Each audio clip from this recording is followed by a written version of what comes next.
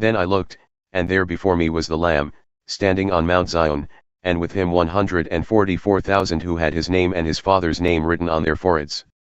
And I heard a sound from heaven like the roar of rushing waters and like a loud peal of thunder. The sound I heard was like that of harpists playing their harps. And they sang a new song before the throne and before the 4 living creatures and the elders.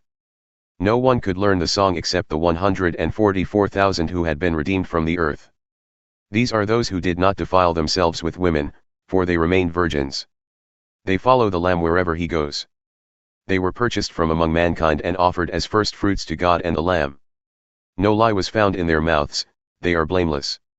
Then I saw another angel flying in midair, and he had the eternal gospel to proclaim to those who live on the earth, to every nation, tribe, language, and people.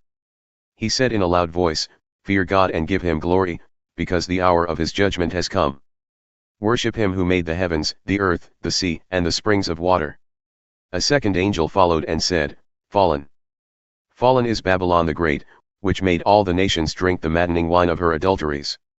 A third angel followed them and said in a loud voice, "If anyone worships the beast and its image and receives its mark on their forehead or on their hand, they, too, will drink the wine of God's fury, which has been poured full strength into the cup of his wrath.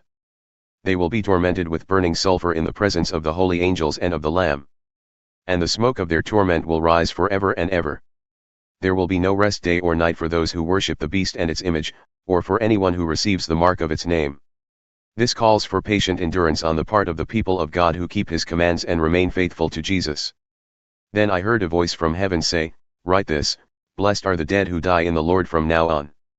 Yes, says the Spirit, they will rest from their labor, for their deeds will follow them." I looked, and there before me was a white cloud. And seated on the cloud was one like a son of man with a crown of gold on his head and a sharp sickle in his hand. Then another angel came out of the temple and called in a loud voice to him who was sitting on the cloud, "Take your sickle and reap, because the time to reap has come, for the harvest of the earth is ripe." So he who was seated on the cloud swung his sickle over the earth.